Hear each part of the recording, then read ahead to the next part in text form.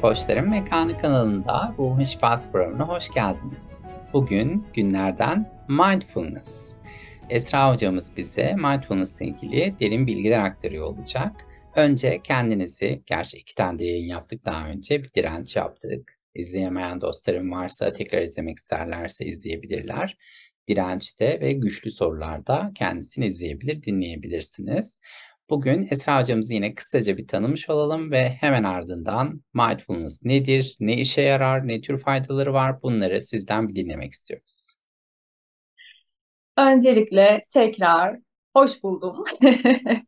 Harikasın. Ben Esra Öztaş, kişisel gelişim uzmanıyım. Eğitmenlik ve uzmanlık yapıyorum. Koçluk, NLP, hipnoz, bilinçaltı, kuantum, P4C, çocuklar için felsefe, mindfulness gibi eğitimler aldım.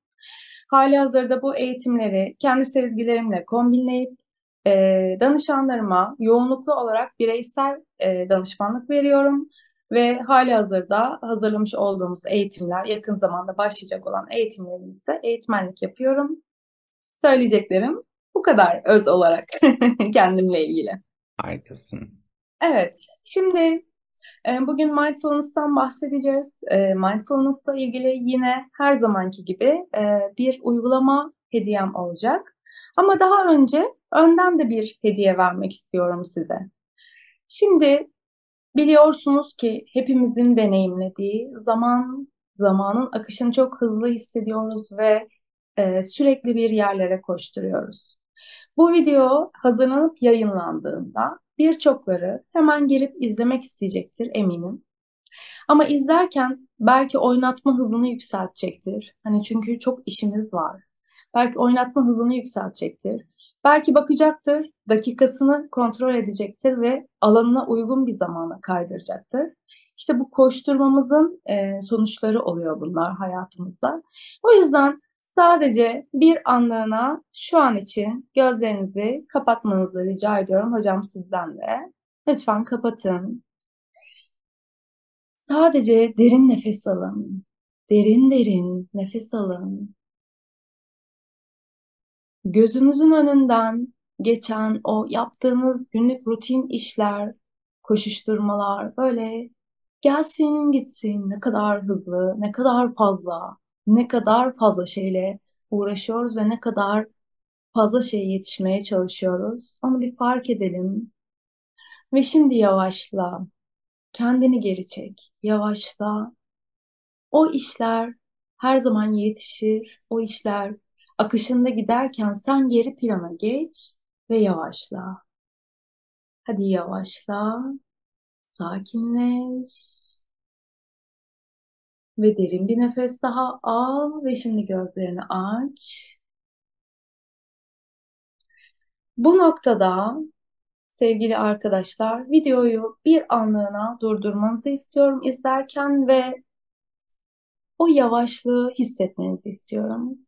Ve daha sonra devamını basıp tekrar izlemeye devam edebilirsiniz. Evet, bunu kendim de deneyimlediğim için hayatımızın hızlı akışı ve daha çok belki insana katkı olmak için daha çok çabalamamız elbette ki böyle hızlı hızlı geçip gitmesini sağlıyor hayatımızda. O yüzden şöyle bir hep birlikte ben de dahil size yaptırırken buna ben de dahil biraz yavaşlamayı seçtim bugün için videonun başında.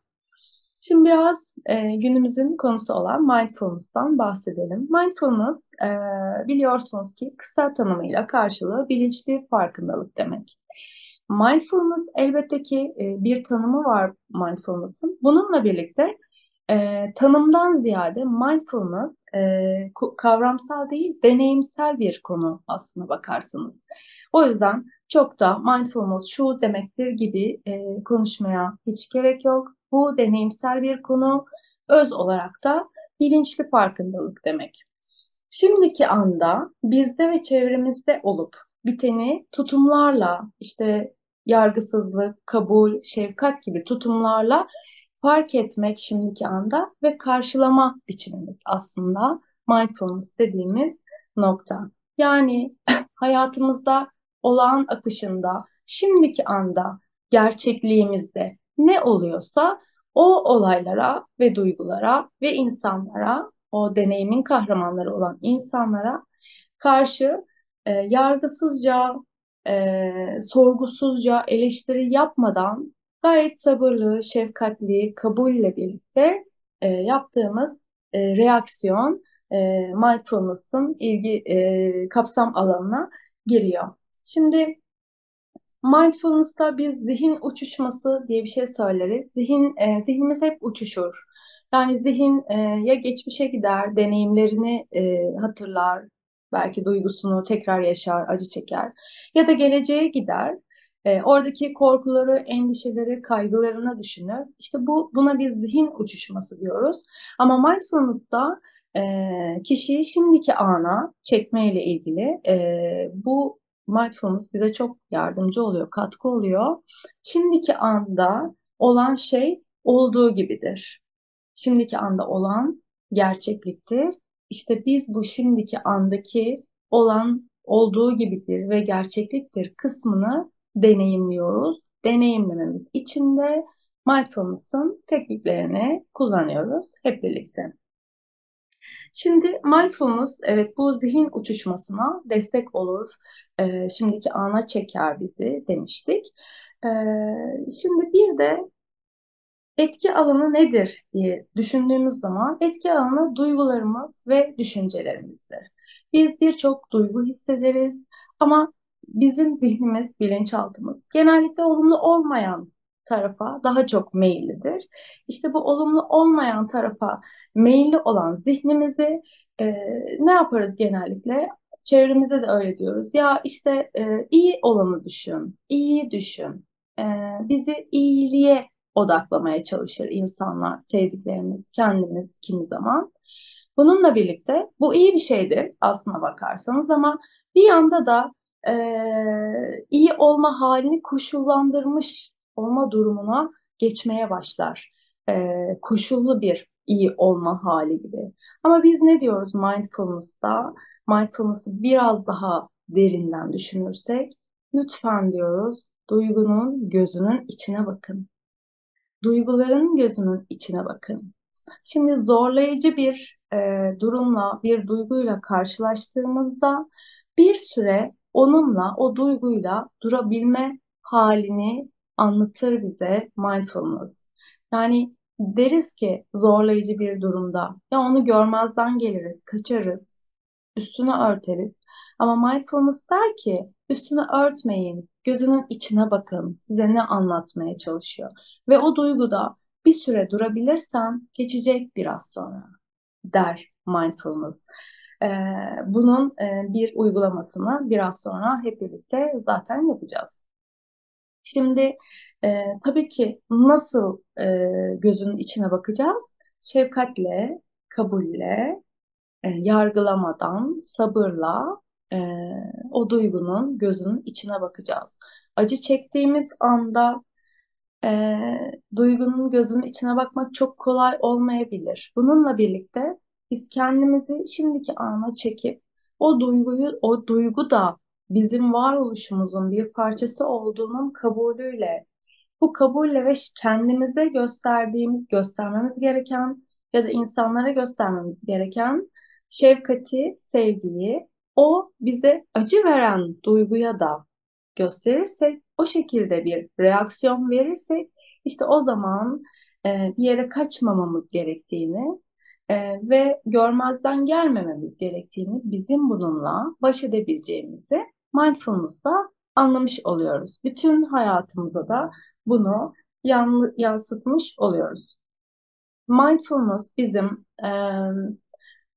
duyguyu karşılama biçimimizi değiştirir. Bizi işte burada planlar, programlar, mindfulness teknikleriyle birlikte işte burada nefes de vardır, burada duyguyu nasıl karşılayacağımızla ilgili minik minik tüyolar da vardır. Mindfulness'ta biz gelen duyguyu nasıl karşılamalıyız kısmını öğreniriz birlikte diyorum hocam özetle. Harikasın.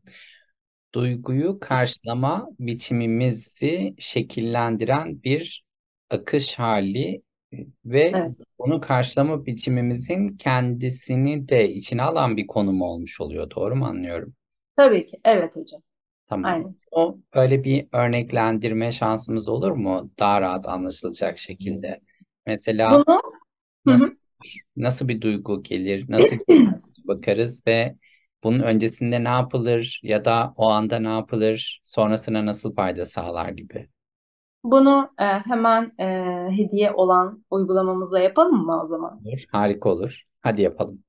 Hadi yapalım. Şimdi öncelikle mindfulness'ta bir hortum metaforu vardır. Rüzgar hortumu metaforu. Bu çok kullanılır ve bugün onu birlikte anlatmak yerine uygulamayı tercih ediyorum ve kişiler her duyguları için bunu başa sarıp uygulayabilirler. Böyle bir pratik bir şey olsun YouTube kanalında. Güzel olur bizim için de. Herhangi Şimdi bir bir probleme uygulanabilir mi? Yani her probleme uygulanabilir. Her duyguya daha doğrusu duygu olarak baktığımız için her duyguya uygulanabilir. sadece o konuyla ilgili hissettiğimiz bir şey mi? Şimdi şey düşündüm. Mesela hani birçok insan şey döngüsüne de girebiliyor ya. Hep benim başıma mı bu gelir dediğiyle ilgili bir durum. Onun duygusuna mı odaklanacak, konuya mı Tabii odaklanacak, duygusuna odaklanacak. duyguya odaklanacak hocam. Harika. Süper. Evet. Bu çok geldi. Evet şimdi Sormak istedim özellikle. evet. Yerde şey yapsınlar. Evet, heyecanla bekliyoruz. Buyurun lütfen. Evet şimdi yine gözlerimizi kapatıyoruz ve derin derin nefeslerimizi almaya başlayalım lütfen.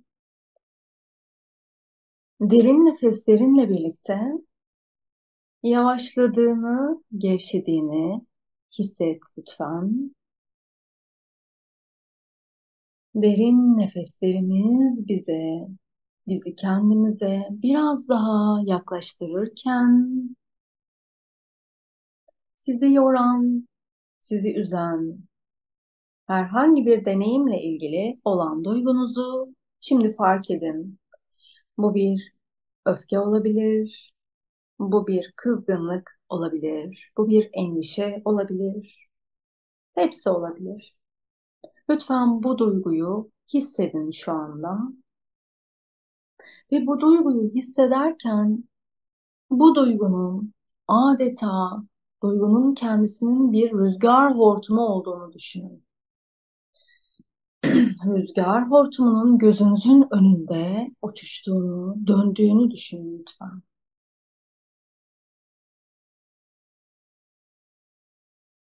Şimdi o duygunun hortum şeklinde dönerken adeta ağaçları yerinden söktüğünü, çatıları uçurduğunu düşünün. Bu ağaçlara odaklanmak, o uçan çatıya odaklanmak yerine hadi derin bir nefesle şimdi hortumun tam merkezine girin. Hortumun tam merkezine girdiğinizdeki dinginliği hissedin. Hortum çevrenizde dönerken siz tam ortasındasınız ve bulunduğunuz alan dingin ve sakin. Bulunduğunuz alanın o hortumu temsil eden duygu her neyse, o duyguyu kabul ettiğiniz için o merkezine gelebildiğinizi fark edin. Ve şimdi o hortumun merkezindeyken vereceğiniz olasılıklı tepkileri seçmeye başlayın duyguyla ilgili.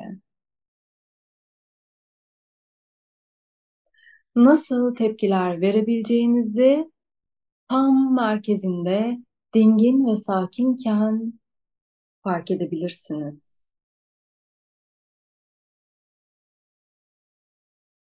Biraz daha bu alanı deneyimleyin ve buradaki vereceğiniz reaksiyon seçimini yaptıktan sonra o hortumun yavaş yavaş sizden uzaklaşıp gittiğini görün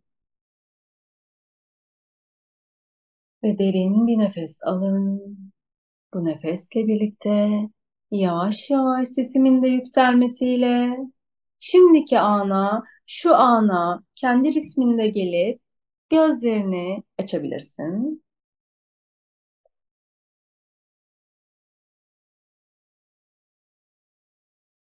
Evet, hoş geldiniz hocam. Sen de hoş geldin. Ee, buradaki, bu metafordaki hani bazen bir yanımız mantık ister ya, ben genellikle seanslarımda daha çok metafor ya da sembol kullanırım ki çok fazla duyguyla iç içe olmasın kişiler o an için diye. Şimdi burada hortumun merkezindeyken biz o dingin yerde nasıl tepki vereceğimizi biliriz, seçeriz. Yani bir öfkeliysek, mesela ben her zaman şöyle derim. Öfkeli olduğunuzda iki tane derin nefes alın ve şimdi biraz sinirliyim, daha sonra konuşalım deyip odayı terk edin dediğimizde size bir es alanı oluyor orada. Yani hortumun merkezinde olmuş oluyorsunuz ve aslında öfkeli olduğunuzu da kabul etmiş oluyorsunuz. Ama tartışma esnasında direkt reaksiyon gösterirseniz o tepkinizi seçememiş oluyorsunuz. Seçmediğiniz tepkileri, tutumları yansıtmış oluyorsunuz. Bu da bize o hortumun içindeki işte sökülen ağaçları ya da evin çatılarını temsil ediyor olabilir. O yüzden bu metaforu, bu uygulamayı yaparken o hortumun merkezinin bizim aslında olasılıkları, tutum olasılıklarımızı gösterebilmek için bir fırsat olduğunu ve o hortumun merkezine girmenin en büyük yolunun da kabul olduğunu. Sinirliysen sinirliyim, endişeliysen endişeliyim, şu an böyleyim diye kabul olduğunu söylemek istiyorum hocam. Olanı olduğu gibi o an önce Evet. bir kabul edeceksin ve es verebileceksin ki onun üzerinde etki alanın oluşabilsin gibi mi? Doğru mu anlıyorum? Evet hocam, olasılıkları yani nasıl tepki vereceğinizi, hangi tepkileri verebileceğinizi, bu tepkilerin çeşitliliğini hortumun merkezindeyken yani nefes aldığınızda fark edebilirsiniz ancak. Ama o anda, o sinirlilik anında birden reaksiyon gösterirseniz sizin seçmiş olmadığınız bir reaksiyon vermiş olursunuz. Yani mindfulness da burada kişiyi şimdiki anda tutma becerisini aslında anlatıyor ve şimdiki an gerçeklik anımız. Yani geçmişe şu an müdahale edemeyiz. Gelecekle ilgili yalnızca bugünümüzü inşa ederek geleceğimizi inşa edebiliriz. Ama gelecekte başımıza gelebilecek olasılıkları düşünmek, yani bu endişe, kaygı dediğimiz durumlara şu an için sadece düşünmekten başka bir şey yapamayız. Ama kişiyi şimdiki ana çektiğimizde, gerçeklik alanına, gerçekliğin olduğu ana çektiğimizde hayatımızı daha kolay, daha huzurlu, daha faydalı, daha biz olarak yaşayabiliriz. Harikasın. Teşekkür ediyoruz. Emeklerine sağlık, ağzına sağlık. Eklemek istediğin, paylaşmak istediğin başka bir şey var mı mindfulness'la ilgili? Teşekkür ederim. Ocak ayında bir mindfulness ile ilgili bir eğitimimiz olacak. İlginizi çektiyse, siz de şimdiki anda olmanın deneyimini yaşamak istiyorsanız ve hayatınızı bu şekilde ettirmek istiyorsanız beklerim diyorum hocam. Harikasın. Biz de içtenlikle öneriyoruz. Teşekkür ederim. Bugünlük bu kadar olsun o zaman. Gelecek haftalarda neler yayınlayacağımızla ilgili kısaca bilgiler aktarayım ben arkadaşlarımıza. Gelecek hafta sürpriz bir konu ve konuk gelecek ve motivasyondan bahsedeceğiz. Motivasyonun birkaç farklı alanı var. Ben hocamla böyle ruhun şifasıyla ilgili takip eden dostlarımız bilirler. Biz özgün bir şekilde onların gelişimine destek olacak tüm konuları ve değerli konuklarımızı çekip çekip geliyoruz. Hocamızla istişaremizde ne konuştuğumuzu kısaca söyleyeyim. Ona göre bir şey oluştursunlar. Özellikle astroloji konusunda çok güçlü bir hocamız. Onunla ilgili ileride bir yayın yapacağız yüksek ihtimalle. Hocamız şey sordu, çok ince bir yaklaşım yaptı. Sana göre benim güçlü alanım neresidir gibi sordu. Gelecek hafta yayın çekeceğimiz hocamızdan bahsediyorum. İsim vermiyorum, sürpriz. Onu orada göreceksiniz. Ben de kendi üzerimdeki bugüne kadarki etkilerini dikkate alarak motivasyonun onun için güçlü bir alan olduğunu düşündüğümü söyledim. Ve bu bağlamda şey yaptık. Motivasyon tarafıyla ilgili konuşacağız. Motivasyonun biraz daha spesifik bazı alanlarına odaklanarak konuşacağız. Onu sesli olarak şey yapmışız. Şimdi hepsini dile getirmeyelim. Sonraki haftalarda neler var onları da kısaca söyleyeyim ben arkadaşlarımıza. Bir sonraki hafta kendini iyileştirme gücü hakkında konuşacağız. Bir sonraki hafta imaj koçluğu ile ilgili bir derinliğimiz var. Bir sonraki hafta yine bilinçaltı konularında çok güçlü eğitimler vermeye devam eden bir kuantum eğitmenimizin Koçluktan Kuantuma diye böyle çok güzel bir yayınını çekiyor olacağız. Ondan bir sonraki hafta yüksek ihtimalle sembol terapisiyle ilgili bir yayın olacak. Ve bu yayınlardan herhangi biri olmazsa ya da bunlardan sonra yeni bir eğitmen ve konuyla bir süreci devam etmezsek benim sıradaki yayınım birlik bilinci geliyor olacak. Birlik bilincini de heyecanla beklediğinizi biliyorum. Bu evrensel zekada olmuştu bir kere böyle. Defalarca yayınlar yapıyoruz. Evrensel zeka bir türlü gelmiyordu. Sonra en güçlü, güzel yayınlarımızdan birisi o geldi. Birlik bilinci de sanırım öyle çok güçlü ve güzel geliyor olacak. Onu da sırada duruyor. Gelecek Allah'ın izniyle. Teşekkür ediyorum burada olduğunuz için. İyi ki geldiniz, iyi ki buradasınız, iyi ki biz olduk, iyi ki birlikte akıyoruz. Koçların Mekanı kanalına henüz yani abone olmadıysanız abone olmanızı, videoyu beğenmenizi ve arkadaşlarınıza önermenizi içtenlikle ne denir buna bilmiyorum. Yani elimizden tutun beraberce insanın kendisini gerçekleştirmesine kendimizi de gerçekleştirmeye biz ruhuyla devam ediyor olalım. Görüşmek üzere. Kendinize çok iyi bakın. Teşekkür ederim. Görüşmek üzere.